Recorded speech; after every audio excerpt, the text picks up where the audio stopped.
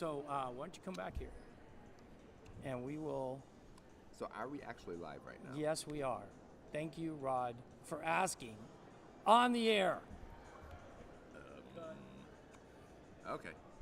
Now things look better. Hello, everyone. My name is Dr. Julio Gonzalez, and I am here with Rod Thompson, and we are here at the Florida Medical Association meeting. We are streaming live, telling you about the goings-on at this annual event that takes place here in Florida. This year, we're at the Hyatt Regency in Orlando, Florida, and as always, we are looking, the doctors of our state are looking at resolutions about things and issues that they wish to have addressed through state government and with the Association of the American Medical Association, which we aim to change that monopoly in the near future. And by we, if it wasn't mentioned earlier, is the United States Medical And Association. we is the United States Medical Association. Thank you very much, Rod.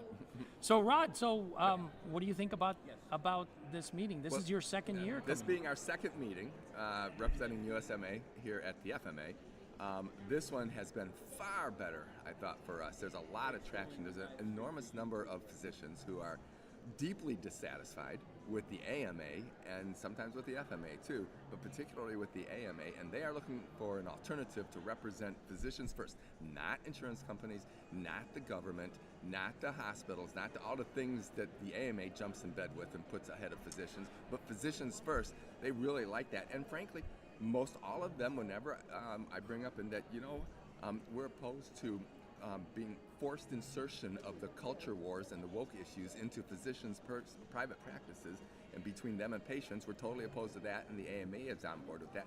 And I have never raised that with a physician yet here, maybe 24 of them, that was nodding their head in vociferous agreement that they agree with that, too. I'm surprised that you were bringing it up. I mean, most of the time when they come over here and they're interacting with me, they're bringing it up. Yep. I mean, I don't even get the chance to bring up the issue. Right. They're telling me, look, here's the problem, here's the solution, I want somebody to do this. And I haven't been able to get anybody to listen to me to do this. Right. Well, some of them have brought it up, and I've done that, and I brought up some of it. So that being our purpose, it has gained a lot of traction. We should, let the viewers know that we have signed up an awful lot, something like 4 or 5 times as many as last year already, and we're only partway through the conference, right. And a whole lot more interest. The more unpopular and frustrated people are with the AMA, the more they're looking for alternatives, and particularly one that's more purely oriented towards physicians and physician-patients' rights. Well, I think that's actually the underlying problem. The underlying problem is that the organization that has been traditionally felt to be the one that represents doctors, the one who's out there fighting for our issues right. as physicians.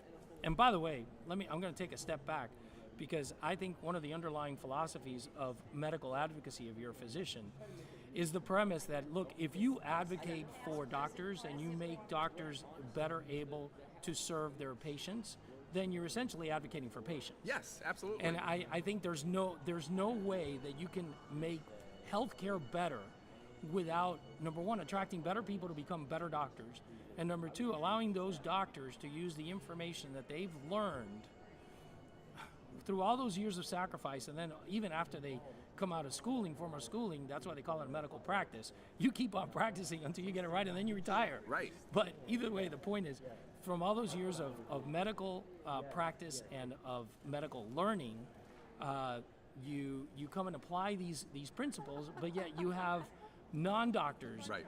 people with alternative interests, people who are not interested in necessarily in what's best for the patient. They may be interested in what's best for the bottom line, or whatever that organization may be, interfering with what you have learned right. is a correct thing to do. Right. And so that I think that's what we're fighting. Yes, absolutely. So look, the title of the live stream, I keep saying podcast because Rod and I always do podcasts together, but the title of this live stream is USMA with Dr. Jon Ward, and he's not anywhere in this image. But he's about to be. But he's about to be. He's finally joined us. He's been taking care of stuff. There he is. John, don't worry. We're not going to have you hunch over the whole time. I'm going to hand it off. I'm going to put him in one of these headphones, Yep. and I'm going to let you, betcha. just torture him. Torture him good. Yeah, that will not happen. All right. John, you've got the ball. There you go, buddy. Thank you, Julio. It's great to be here with you, Rod. Yep. Dr. May, great Put to have it you with on us. so you can hear what you guys are saying. Okay. Yeah, there you go.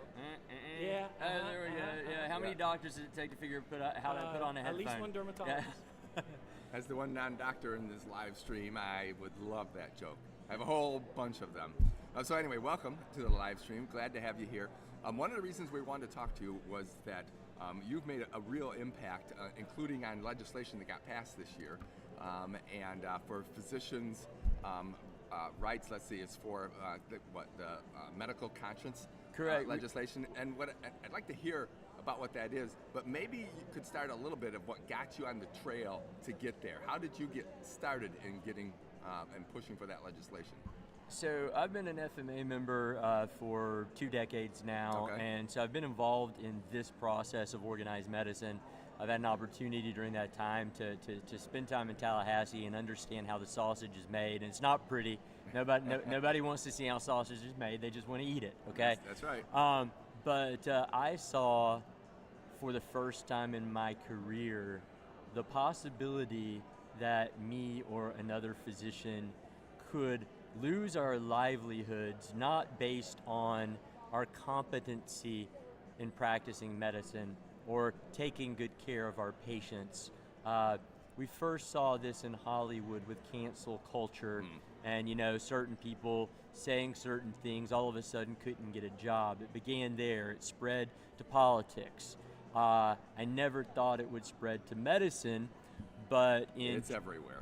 in 2020, on my personal Facebook page, I posted a comment about Rachel Levine, who I guess someone has recently made her Woman of the Year. Yeah, they did. I think that might have been Time Magazine. One of the big magazines made her Woman of the Year. And by the way, she's not a woman. He is a man with a mental illness. He's just wearing a dress. That's right. That's right. We know that. What a grand diminishment of women in general. Oh, for sure. In their entirety, to say For that sure. he's a woman. But because I would not acknowledge that this man was a woman, I refused to participate in that fantasy. A transgender advocate physician who I don't even know reported me to the American Board of Dermatology. So, what would be the relevance of you making the statement that you made publicly and your practice as a dermatologist? As a layman, it sounds to me like there's zero connection, right? You're just expressing your free speech opinion out there on that.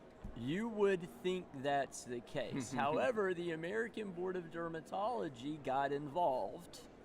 They brought this complaint to the level of their committee that could actually take my board certification away.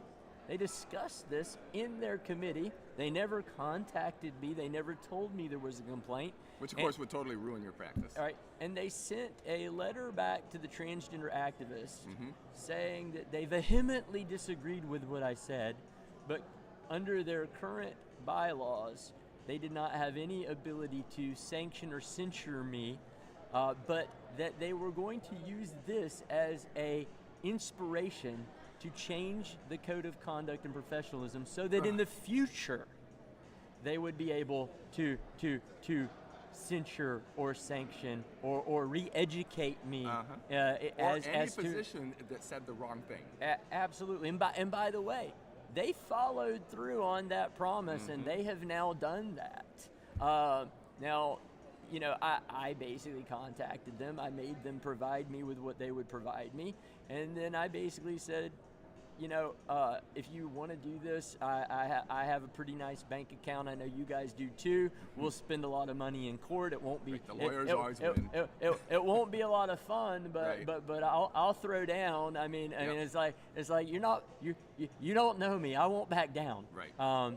But what I did instead is because I know the process in Tallahassee. Right. I started talking to legislators about what had happened to me. They were much like you.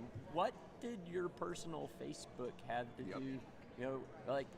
did a patient complain about you? No. By the way, I've won the Best of Bay in my area for 15 consecutive years as the best dermatologist. I mean, there are no patient complaints. So, but cancel culture came, and what it proves is we can fight back.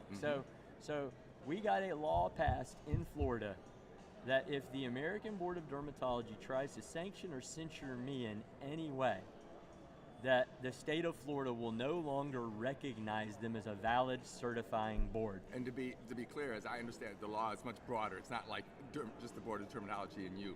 This covers all physicians, all their associations, all that sort of thing. They can all lose their recognition before the state if indeed they try and go outside their bounds to sanction physicians on free speech issues. That is absolutely correct. It also prevents in the future. We're really lucky we have Ron DeSantis as our governor right now. And people said, oh, well, we don't need to do anything about the Florida board. They haven't sanctioned anyone based on this. And we said, well, wait a minute. We could have a Democrat governor one day. That's I mean, right. Hopefully not, but we could. Yep. So we now also put those guardrails up. The Florida Board of Medicine they will not be allowed to cancel you in our state because of something that you said that wasn't related to a patient that you actually cared for. Right. And I mean, you're right, having a Governor DeSantis is great, but having it enshrined in legislation, which requires a majority of the House and Senate to change in the future, puts an enormous amount of protections in place for physicians. And this came about basically because you proactively saw the problem, took the bull by the horns, and made something happen out of it. And this is not something we see in all industries across the board. You see very few people brave enough to be able to take the risk of standing up and say, no, I'm not backing down. We're going to go to the wall on this. And very much so in the physician world. Hey, the people who know me know not to pick a fight with me. Right, but most physicians they'll back down. Yeah, they'll cower. They'll be like, Absolutely. oh my God, I'm so sorry, American Board. I'll never say that again. Yes. And they count on. What would you like me to say? That is, but see, that's how they count. They count on fear being of course. how they control us. Right. And we can't let them control us. Right.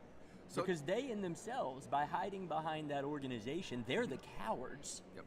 They can't. You can't defend the indefensible. Right. So you have to make it where people can't utter the truth. Right. No, exactly. So you're part of the Freedom Caucus, is that right? Correct. Right. Correct. So that's only like 2 years old or something. I don't actually know the origins of that. Could you give us the origins of the Freedom Caucus, which is not the congressional one? This is the one that resides within the FMA, the Florida Medical Association. What is the Freedom Caucus, and how did that come about? And how many members are there? So we've got over 70 registered delegates here at the meeting who are members of the Freedom Caucus. Wow, that is awesome. We represent every region of the state of Florida, almost every specialty within the state of Florida, and what we are doing is we are combating the socialist, leftist, authoritarian voices that are in the Florida Medical Association. They were more organized than we were a few years ago, and they were winning. And since we've organized, and we've met, we meet, we come up with our talking points. We are here to sway the middle to our side. Right. And the left learned first that language matters. Boy, it does. What you say and how you say it matters more than what you're actually trying to accomplish. Right. And it's sad. Right. You know, But it's true. That's just reality. I'm not wired that way. I want to come at people directly with the issue and be blunt. Right. But most people can't accept that. So I've had to restructure my natural tendency to basically say what I want to say in a way that will not inflame people Right. and push them away. Right. And it's the art of persuasion, which the right and conservatives and freedom fighters have done poorly at. Right. And I'm working with these people to teach them how to be a persuasive conversator. So, as somebody whose business is doing communications as a political consultant for Republicans throughout Florida, I can tell you that for years, conservatives have been behind in this curve in every industry, even in the political realm itself. Less organized, less activist, less coordinated, and always sort of playing defense all the time. And it's really just, and the Freedom Caucus within the FMA sort of represents this, just recently has been, sort of concentrating around the issue and organizing and making the proactive changes that need to be made. And obviously you've been a huge part of that here in Florida and within the FMA. Yeah. Well, I couldn't have done it without many other people. Right. Julio has been a great friend and advocate for connecting me with physicians in the Sarasota, Hillsborough, Pinellas area. Ellen McKnight is a key member of this team. She's with me in the Panhandle, but further west in Pensacola. Anjali Akey out of Gainesville. Joel Rudman, who's a state rep in the state of Florida, he's here at the meeting. He was one of the original members. We met in Tallahassee. We were advocating for free speech for physicians, right. And he got so inspired. He said, "You know what? There's an open seat in my district. I'm going to run." And he won. He's now a state rep. He actually helped carry my bill. That's what we need. So, we need more of that. Yeah. We just need more of that. Well, anyway, so we're running out of time for this live stream, but I really want to thank you for stopping in, and thank you actually for your work in the legislative effort to make a change, for not cowering before the cancel culture tyrants, but actually fighting to make a change, which is now going to protect physicians throughout the state and their ability to speak their conscience, how they